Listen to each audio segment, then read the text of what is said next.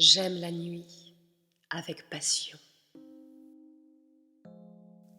Je l'aime avec tous mes sens. Avec mes yeux qui la voient. Avec mon odorat qui la respire. Avec mes oreilles qui en écoutent le silence. Avec toute ma chair que les ténèbres caressent. Le jour me fatigue et m'ennuie. Il est brutal et bruyant. Je me lève avec peine. Je sors avec regret. Et chaque pas, Chaque mouvement, Chaque geste, Chaque parole, chaque pensée. me fatigue comme si je soulevais un écrasant fardeau. Mais quand le soleil baisse, une joie de tout mon corps, M'envahit. À mesure que l'ombre grandit, je me sens tout autre, Plus jeune, plus fort, plus alerte, plus heureux. je la regarde s'épaissir.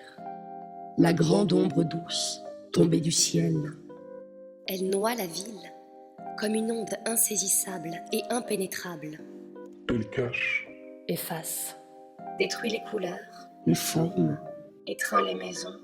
les êtres, les monuments, de son imperceptible toucher. alors j'ai envie de crier de plaisir comme les chouettes, de courir sur les toits comme les chats. et un invincible désir d'aimer s'allume dans mes veines. Je marche, tantôt dans les faubourgs assombris, tantôt dans les bois voisins de Paris, Où j'entends rôder mes sœurs les bêtes, Et mes frères, les braconniers. Ce qu'on aime avec violence finit toujours par vous tuer. Mais comment expliquer ce qui m'arrive? comment même faire comprendre que je puisse le raconter. Je ne sais pas. Je ne sais plus. Je sais seulement que cela est, voilà. Donc hier, Était-ce hier? oui sans doute, À moins que ce ne soit auparavant. Un autre jour, un autre mois, Une autre année? Je ne sais pas. Ce doit être hier pourtant, puisque le jour ne s'est plus levé, puisque le soleil n'a pas reparu. Mais depuis quand la nuit dure-t-elle? Qui le saura jamais? Donc hier, je sortis comme je fais tous les soirs après mon dîner. Il faisait très beau, Très doux. très chaud. En descendant vers les boulevards, je regardais au-dessus de ma tête le fleuve noir et plein d'étoiles qui tournait et faisait onduler comme une vraie rivière ce ruisseau roulant des astres. tout était clair dans l'air léger, depuis les planètes jusqu'aux becs de gaz. Tant de feux brillaient là-haut et dans la ville que les ténèbres en semblaient lumineuses. Sur le boulevard, les cafés flamboyaient. On riait, on passait, on buvait. J'entrai au théâtre quelques instants. Dans quel théâtre? je ne sais plus. Il y faisait si clair que cela m'attrista. Et je ressortis le cœur un peu assombri, Par ce choc de lumière brutale, par le sentiment factice du lustre énorme de cristal, par la mélancolie de cette clarté fausse et crue. Je gagnais les Champs-Élysées où les cafés-concerts semblaient des foyers d'incendie dans les feuillages. les marronniers, frottés de lumière jaune, avaient l'air peints. un air d'arbres phosphorescents. Et les globes électriques, pareils à des perles monstrueuses, faisaient pâlir sous leur clarté nacrée des filets de gaz, de vilains gaz sales. Je m'arrêtais sous l'Arc de Triomphe pour regarder la longue et admirable avenue étoilée allant vers Paris, entre deux lignes de feu et les astres. Qui font tant rêver, qui font tant songer.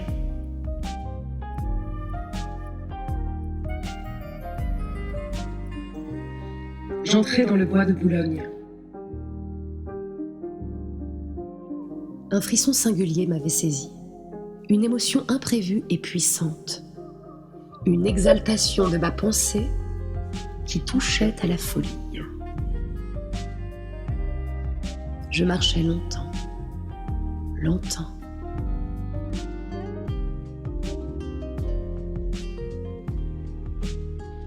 Quelle heure était-il quand je repassais sous l'Arc de Triomphe? Je ne sais pas.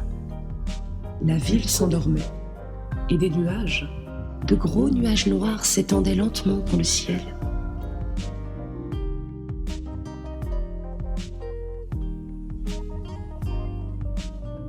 Je n'avais jamais vu Paris aussi mort, aussi désert. Il était 2 heures. Une force me poussait. Un besoin de marcher. J'allais donc jusqu'à la Bastille. Là, je m'aperçus que je n'avais jamais vu une nuit aussi sombre, car je ne distinguais pas même la colonne de Juillet, dont le génie d'or était perdu dans l'impénétrable obscurité. Je revins.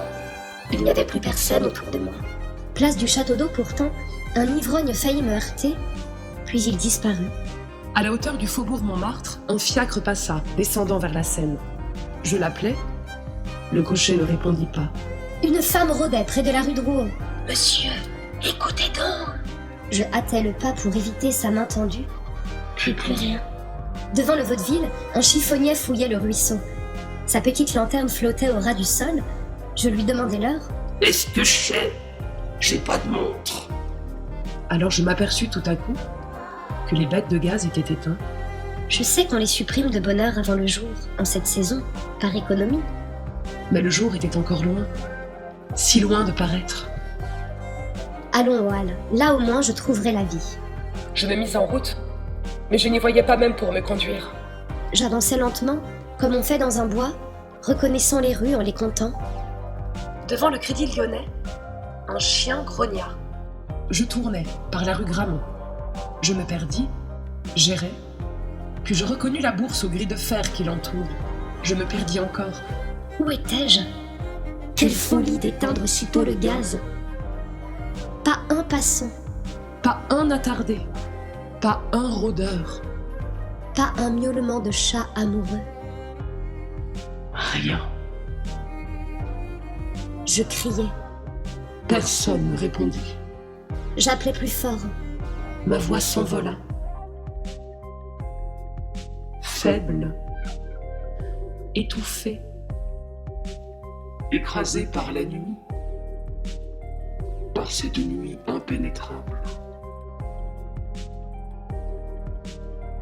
Quelle heure était-il donc ? Je tirais ma montre, mais je n'avais point d'allumette. J'écoutais le tic-tac léger de la petite mécanique avec une joie inconnue et bizarre. Elle semblait vivre. J'étais moins seule. Quel mystère. Et tout à coup, je m'aperçus que j'arrivais aux Halles, Les halles étaient désertes. sans un bruit, sans un mouvement, sans une voiture, sans un homme. Sans une botte de légumes ou de fleurs, abandonnée, morte.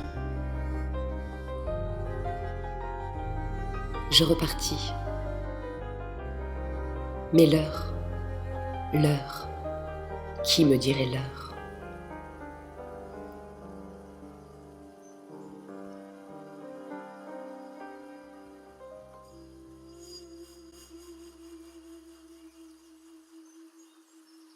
Aucune horloge ne sonnait dans les clochers ou dans les monuments.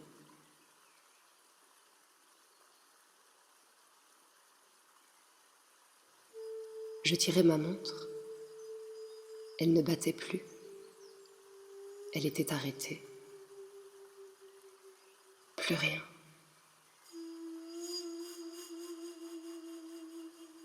Plus un frisson dans la ville. Pas une lueur. Pas un frôlement de son dans l'air. Rien. Plus rien. Plus même le roulement lointain du fiacre. Plus rien.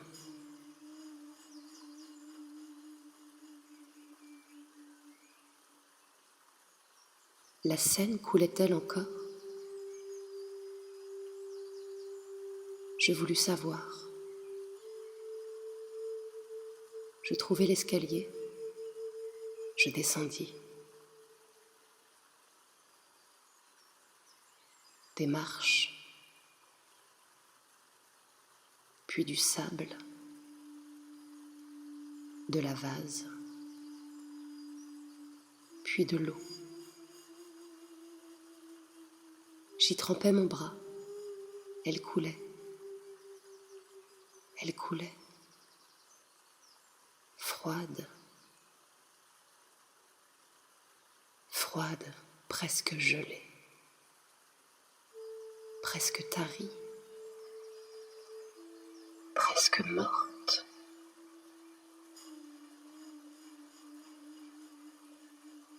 Et je sentais bien que je n'aurais plus jamais la force de remonter. Et que j'allais mourir là. Moi aussi.